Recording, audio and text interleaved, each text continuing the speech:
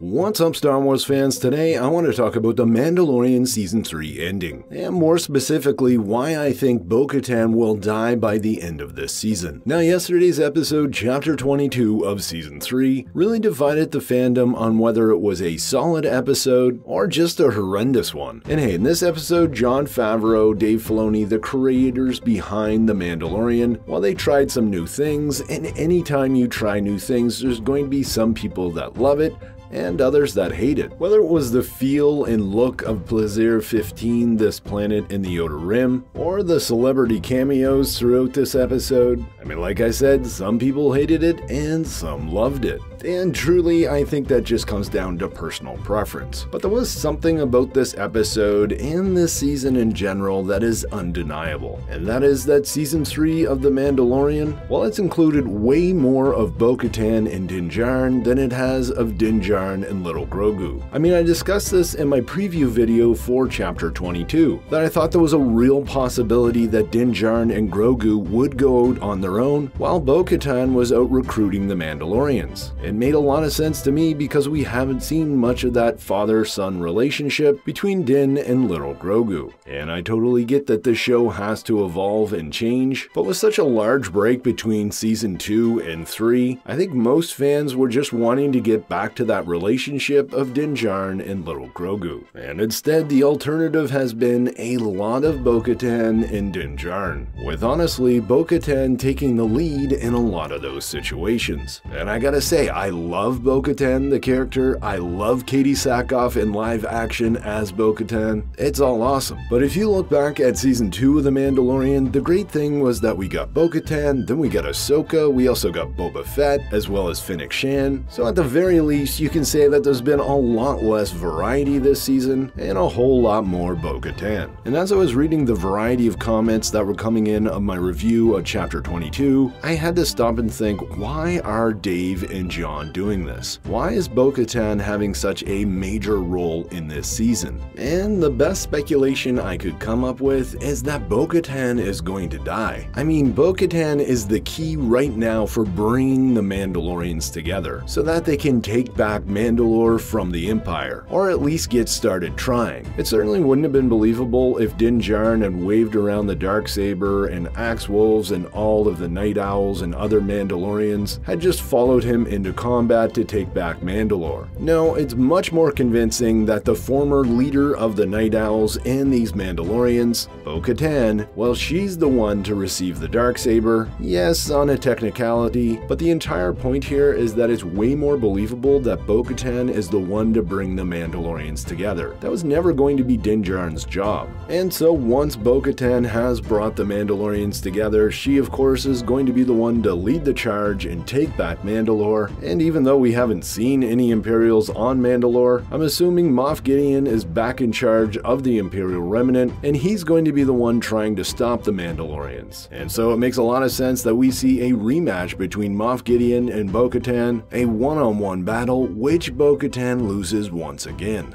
But she's not only going to lose, she's going to die in that combat. And from her ashes, the Mandalorian show that we love will be reborn, as Din Djarin, now her good buddy, picks up that Darksaber, defeats Moff Gideon, earns the respect of the remaining Mandalorians, and without really wanting to, becomes their new leader. And I certainly wouldn't be speculating about this if we had only gotten Bo-Katan in maybe 1 or 2 episodes. But the fact that the fandom has seen so much of this character and she's been so much in the limelight of the show makes me feel that the creators are trying to build up a connection with us, the audience, but also a connection between her and Din Djarin, so that when she does die, it does feel more traumatic. But on the flip side, we've also gotten to see way more of this character in live action than I thought we ever would. So when she dies, I'm also not going to feel cheated, like we should have saw more of this character in The Mandalorian. You might also be wondering about the Mythosaur. I'm speculating that that story thread is going to be left to Din Djarin and Season 4. Remember, after all, that the armorer does know about the mythosaur, and she could definitely send Din Djarin on a mission to track down that mythosaur. Though again, I think that's something that will happen in Season 4. So could I be wrong about this idea? Absolutely. But I think the best ending for Season 3 is unfortunately seeing the death of Bo-Katan, Din Djarin then becoming the leader of the Mandalorians, probably followed up by the introduction of Thrawn as the true leader of the Imperial Remnant. But hey, Star Wars fans, that's my crazy speculation for today. Let me know in the comments below what you think, and as always, I'm Mike, and remember,